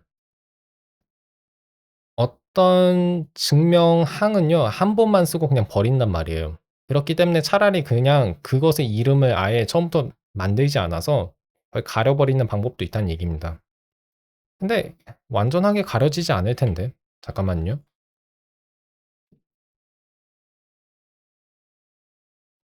자, 제가 커서를 5번 줄에 놨는데 그때는 뭐 디스라고 하는 항이 없죠. 다음 줄 가면 디스가 나옵니다. 근데 한 번 더 커서를 아래로 옮기면 보세요. 기존의 디스는 약간 가림 처리가 돼요. 약간 글씨가 지금 흐려졌어요. 근데 새로운 디스가 나와 있죠. 이 말은 무슨 뜻이냐면 뭐 그 기존의 증명항이 완전히 아예 가려지는 건 아니고요. 근데 그것의 이름이 약간 좀 가림 표시가 되기는 해요. 그래서 이 증명은 더 이상 사용할 필요가 없다는 걸 표시한다고 보시면 되겠습니다. 근데 뭐 글쎄 뭐 편리하긴 한데 뭐랄까 제가 엄청 좋아하는 기능은 아니에요. 그다음에 그래서 클러터는 좀 약간 번잡해진다, 어수선해지다 라는 의미라고 보시면 돼요. 예, 어수선함. 뭐 글쎄요, 뭐 예, 엄청 이게 어수선함을 줄여주는지는 모르겠고, 그다음에 when the goal can be inferred, 목표를 린이 추론할 수 있을 때는 뭐냐, 그럴 때에는 by assumption이라고 하는 전략을 이용해서 그냥 증명할 수도 있대요. 근데 이거는 뭐 안 될 건 없는데 한번 보죠. 자, 보세요. by assumption이라고만 써도 되는 이유가 뭐냐면 이 소괄호 안에 들어가야 하는 증명항이 무엇을 증명해야 하는지 린이 이미 알고 있습니다. F0은 F2 이하이다라는 증명 목표가 주어진 식의 맥락 안에서 분명하게 파악이 돼요. 그렇기 때문에 전략을 이용해서 증명하면 되는데 F0은 F2 이하라는 게 아니라 F0은 F1 이하라는 증명이 필요하네요. 예. 그렇죠? 근데 보시면요. 증명 목표가 이건데 그 증명 목표랑 똑같은 명제의 증명이 이미 디스라고 나와 있어요. 그러면 사실 이거는 아까 제가 설명드린 것처럼 아까 교재에서 나온 것처럼 디스라고 써도 돼요. 근데 by assumption은 뭐냐면 잠깐만요. 이 증명 맥락을 좀 봐야죠. 우리의 증명 목표와 그 맥락에서 맥락 중 적어도 어느 한 항이 목표를 이미 증명하고 있을 때, 즉 디스가 지금 F0은 F1 이하임을 이미 증명했죠. 그런 경우에는 assumption이라고 하는 전략을 사용해서 증명할 수도 있다는 거예요. 그러니까 주어진 가정들 중에서 하나를 이용하라는 역할을 하는 게 저 assumption 전략이 수행하는 일이 발음이 안 되네요. 수행하는 일이라고 보시면 됩니다. 뭐 이런 기능이 있다는 거 참고하시면 좋고, 자, 그 다음 경우에도 목표가 F0은 F2 이하임을 증명하는 건데 이미 그걸 증명한 항이 있죠. 그렇기 때문에 이런 경우에는 주어진 가정 중에서 어떤 가정이 목표를 증명하는지를 린이 알아서 찾을 수 있어요. 그렇기 때문에 assumption이라고 하는 가정 전략을 사용해도 됩니다. 그 얘기고, 그다음에 여기에 나와 있는 말은 방금 제가 말한 거 그냥 똑같이 쓴 거고요. 그다음에 We will learn more about the assumption tactic in the next chapter. 다음 장이 전략에 대한 장입니다. 5장이죠. 그때 가정 전략도 더 자세하게 배우겠죠. 시간이 지금 1시간 26분이 있네요. 좀만 더 가겠습니다. We can also ask Lin to fill in the proof by writing. 그다음에 여기에 나와 있는 인용 부호가 있는데요. 우리는 이런 부호를 안 쓰잖아요. 근데 이게 뭐 프랑스 인용 부호래요. 뭐 그런가 봐요. 그래서 역비금 프렌치를 의미하는 F, 그다음에 이제 화살 괄호를 써주면 이 유니코드 기호를 입력할 수 있는데 이게 뭐냐면요. Where P is the proposition whose proof we want Lin to find in the context. 그냥 목표만 제시하고 그 증명항을 린이 알아서 찾으라는 식입니다. 그래서 이건 P랑 달라요. P 자체는 명제잖아요. 근데 프랑스 괄호, 그 다음에 프랑스 괄호로 둘러싸인 이 식은 P 자체를 가리키는 게 아니라 P의 증명을 가리킵니다. 근데 그 P의 증명은 원래는 우리가 직접 알아서 작성해야 하는 거였죠. 근데 그걸 작성하기 귀찮을 때 저런 표기를 쓸 수 있다는 거예요. 저 표기를 쓰면 린이 알아서 그 증명을 찾아냅니다. 하지만 그래봤자 이런 증명항을 린이 알아서 찾을 수 있는 경우는 아주 간단한 증명일 때만 가능하겠죠. 그러니까 간단한 경우에만 이런 표기를 쓰는 게 의미가 있지 복잡한 증명은 당연히 우리가 작성해야 합니다. 예, 복잡한 건 우리가 알아서 해결해야 돼요. 그 얘기를 했습니다. 그다음에 뭐 여기 나와 있는 얘기는 방금 제가 말한 거고 그다음에 This approach is more robust. 이거 발음 어떻게 하죠? robust. 예, 맞네요. robust가 아니라 robust예요. 그래서 뒤에 있는 말에 강세를 붙여야 합니다. This approach is more robust than using by assumption. by assumption을 썼을 때보다 더 이런 방법이 더 견실하다고 하는데 그게 뭔 말이냐면 이게 더 성공할 거란 얘기예요. 더 많은 사례에서 성공할 거란 얘기인데 왜 그런지 한번 볼까요? 가정의 유형이 린이 찾아야 하는 가정의 유형이 명시적으로 나와 있으니까. 그러니까 뭔 말이냐면 증명 목표가 그러니까 여기에서의 증명 목표는 최종 증명 목표는 아니고 부분 또는 부분이라고 해야겠네요. 부분 목표가 뭔지를 명시적으로 써주니까. I assumption이라고 하는 식 자체는 증명 목표가 뭔지를 안 알려줘요. 하지만 이 프랑스 인용 부호 P 같은 경우에는 증명 목표가 P라는 게 명시적으로 나와 있죠. 그렇기 때문에 저게 더 성공할 가능성이 있다는 건데 뭐 큰 의미가 있는지 모르겠습니다. 예. 그리고 증명을 더 읽기 쉽게 만든다. 뭐 이건 동의해요. 이거는 좋습니다. 자, 좀 더 elaborate. 여기서는 형용사로 쓰여 있는데 동사로 쓰일 때는 elaborate라고 읽을 거고 여기서는 elaborate이라고 발음해야겠죠? 정교한, 더 상세한이라고 번역하는 게 좋을 것 같네요. 더 상세한 보기가 여기에 있는데요. 여기에 쓰여 있는 밑줄은 원래는 변수 이름을 써야 하는데 그 이름이 중요하지 않을 때 그냥 밑줄로 처리하는 그런 기능입니다. 그렇고 그 프랑스 인용 부호가 어디에 쓰여 있는지 보니까 여기 있죠. 그러니까 조심하셔야 돼요. 부등식 자체는 명제예요. 근데 지금 net le trans라고 하는 저 자연수의 부등식에 관한 추이성 규칙 다음에 나와야 하는 인수들은 개별 명제가 아니라 그 명제들의 증명이에요. 그러니까 지금 우리가 쓴 식들은 개별 명제긴 하지만 그것이 프랑스 인용 부호로 둘러싸여 있으니까 각각의 표기가 의미하는 거는 개별 명제가 아니고 그 명제들의 증명이라는 거, 명제가 아니라 증명이라는 거 기억해 주세요. 하여튼 이런 식으로 증명할 경우에는 F0이 F2보다 크거나 둘이 같은 이유는 F0이 F1보다 크거나 같고 그 다음에 F1은 F2보다 크거나 같기 때문이구나 하고 이해할 수 있는 거죠. 좀 더 이해하기는 쉽습니다. 근데 왜 이런 식으로 쓰여 있죠? 방향이 왜 이렇게 돼 있죠?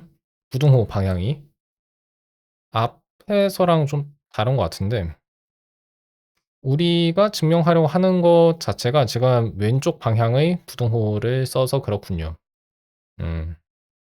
뭐 일단 그러려니 하겠습니다. 리는 이 부등호 방향은 다 오른쪽으로 알아서 이해해줘요. 그냥 뭐 그렇다고요. 예, 그렇고 그래서 이렇게 잠깐만요. 근데 뭔가 좀 이상한데? F 자체는 아까의 가정처럼 단조 증가해요. 그러니까 이건 커집니다. 커지거나 그냥 이전이랑 같든가. 근데 F1이 이전보다 작거나 같다. 그 다음에 F2는 F1보다 작거나 같다. 라고 쓰여 있으니까 F0이랑 F2랑 같다. 뭐 이거는 이해가 가요. 예. 근데 증명 왜 이렇게 했지? 우리가 보이고 싶은 건 일단 F2는 F0보다 작거나 둘이 같다. 그 다음에 F2는 하지만 F라고 하는 수열은 단조 증가 수열이기 때문에 F2는 F0 이상이어야 한다는 거를 보여야 했던 거죠. 뭐 이 증명 과정은 자세하게 설명 안 드릴게요. 지금 제가 말로 설명한 거로 넘어가겠습니다. 그다음에 LE 안티심이라고 한 게 있는데 이거는 우리가 안 배운 거잖아요. 반대칭성이에요. 반대칭성인데 이게 뭔지 자세하게 설명 안 드릴게요. 근데 이게 있어요. F0이 F2 이상이죠. 근데 그러면서도 F0은 F2 이하여야 돼요. 그럼 둘이 같을 수밖에 없습니다. 그런 규칙을 반대칭성이라고 해요. 근데 이것에 대한 자세한 설명은 안 하고 그냥 이 정도로만 말하고 넘어갈게요. Keep in mind that you can use the French quotation marks in this way to refer to anything in the context. 자, 이와 같이 프랑스 인용 구호를 사용해서 맥락 안에 있는 무엇이든지 가리킬 수 있다는 것을 기억해라. 익명으로 도입하지 않은 것도 가능하다는 얘기예요. Its use is not limited, 그러니까 아무거나. Its use is not limited to propositions. 그리고 이것은 명제에 대해서만 사용할 필요도 없어요. 그러니까 명제가 아닌 다른 유형에 대해서도 사용할 수 있지만 이것을 자료에 대해서 자연수 유형 같은 거, 자연수 유형 같은 자료에 쓰는 거는 약간 좀 어색하죠. 예를 들어서 n이라는 입력값이 있을 때 n을 출력하는 함수, 근데 그 함수 이름이 지금 지정이 안 된 거예요. example이라고 하는 핵심어를 쓰면 그 이름을 지정하지 않아도 됩니다. 그러니까 여기에 쓰여 있는 건 어떤 함수를 정의하는 건데 그 함수의 이름은 그냥 만들지 않겠다는 거예요. 이런 함수를 어떻게 정의할 수 있는지 보니까 이렇게 썼죠. 프랑스 인용 부호를 써서. 근데 좀 어색하잖아요. 좀 이상하잖아요. 이 인용 부호가 하는 역할이 뭐냐면 자연수 유형에 속하는 항을 아무거나 하나 만드는 거예요. 아마 n을 만들지 않을까요? Later we show how you can extend the proof language using the lean macro system. 게다가 lean은 매크로 기능도 있습니다. 그래서 이걸 이용해서 증명 언어를 확장하는 게 가능해요. 근데 저는 매크로 잘 다룰 줄을 모르고 이 교재에서도 그렇게 자세하게 안 알려줬던 것 같은데. 그렇습니다. 자, 이것만 확인하고 진짜 끝낼게요. 과연 F는 어떤 방식으로 정의되어 있는가?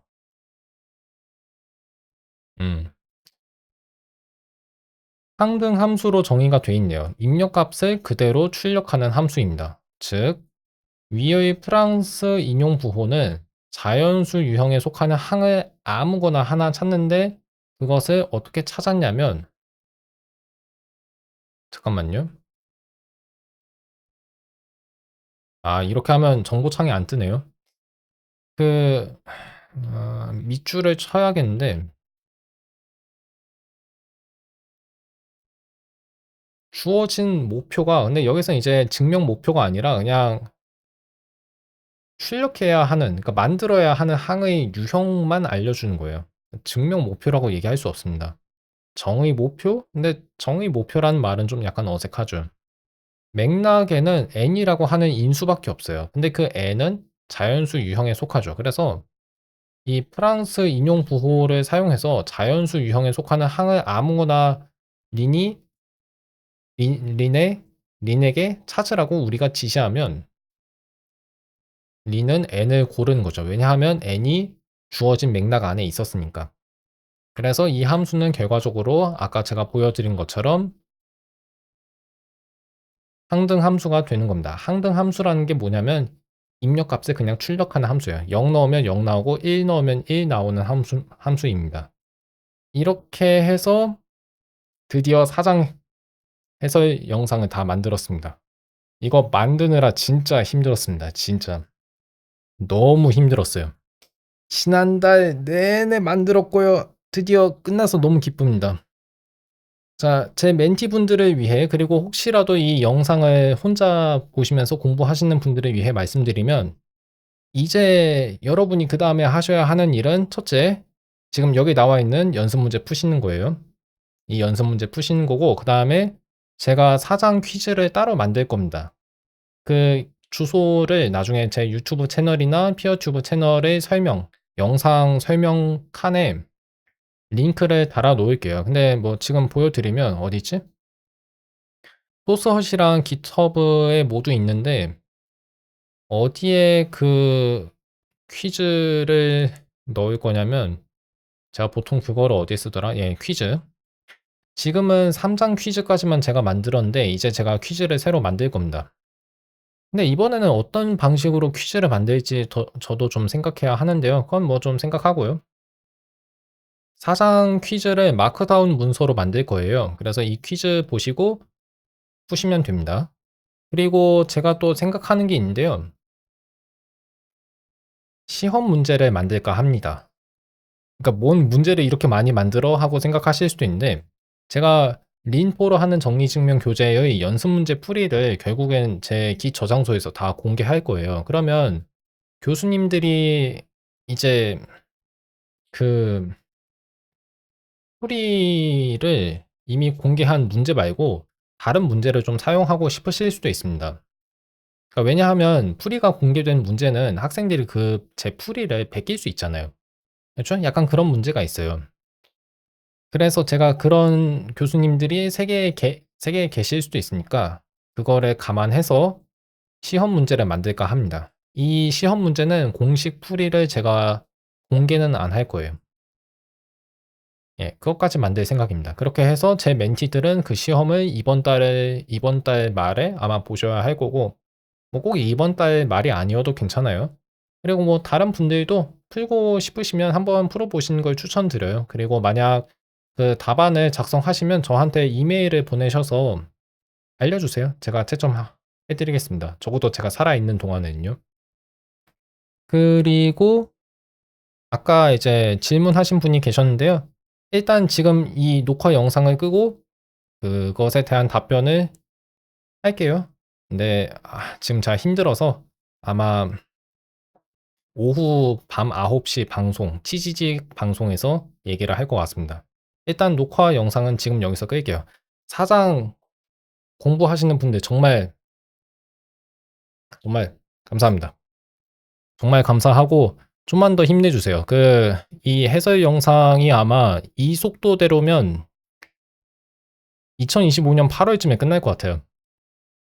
너무 많은 시간을 저도 여기에 쏟아부어야 하는데 그만큼 멘티님들도 아마 이거 공부하시느라 쉽지 않을 거라고 생각합니다. 근데 조금만 더 힘내시면 우리 끝까지 갈 수 있습니다. 그래서 좀 다들 힘내주시면 감사하겠다는 말씀 드리고 그리고 사장까지 공부해 주신 분들 정말 감사하다는 말씀도 드리면서 이 영상을 이제 끝낼게요. 자, 그러면 녹화 영상은 여기에서 마무리하겠습니다.